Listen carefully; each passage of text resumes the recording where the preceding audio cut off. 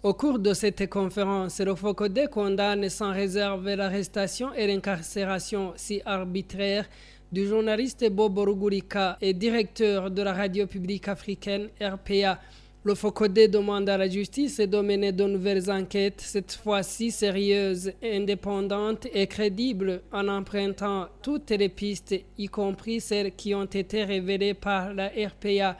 Il rappelle en outre à la justice burundaise qu'elle est constitutionnellement gardienne des droits et libertés des individus et des citoyens et qu'en conséquence, elle doit se débarrasser du joug de ses détracteurs afin de servir la cause de l'intérêt public et non de quelques individus qui ne cessent de se ranger au-dessus de la loi. Pour Janvier Bigirimana, secrétaire général du FOCODE, la police et la justice devraient se saisir du cas au lieu de lire le monde à l'envers. Logiquement, dans un monde qui ne tourne pas à l'envers, lorsque une radio, un médium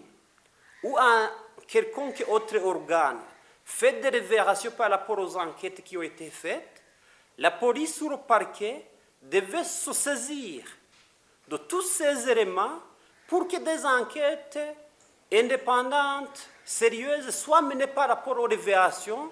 Et c'est par après qu'on pourrait nous dire, par exemple, que la RPA, ce qu'elle a donné comme information, ce n'était pas vrai, mais dans le cas contraire, se saisir directement, s'empresser à emprisonner le directeur d'une radio qui a fait des enquêtes, je me dis que c'est un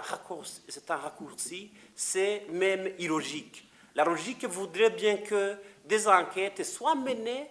à l'endroit des personnes qui ont été citées comme des présumés auteurs à travers les enquêtes qui avaient été menées par la RPA. Si on passe par un autre chemin, c'est un chemin qui ne mène nulle part. Je me dis que la justice burundaise, tout comme la police burundaise, devait se ressaisir parce que tout ce qu'elles ont fait jusqu'à aujourd'hui, ça va à l'encontre de toute logique, même élémentaire, de la façon dont les enquêtes doivent être menées. Le FOCODE demande la libération sans délai et sans condition de Bobo Rugurika, directeur de la RPA, et à la communauté internationale en général et à l'Église catholique en particulier de tout faire pour que la lumière soit faite sur l'assassinat des religieuses d'origine italienne.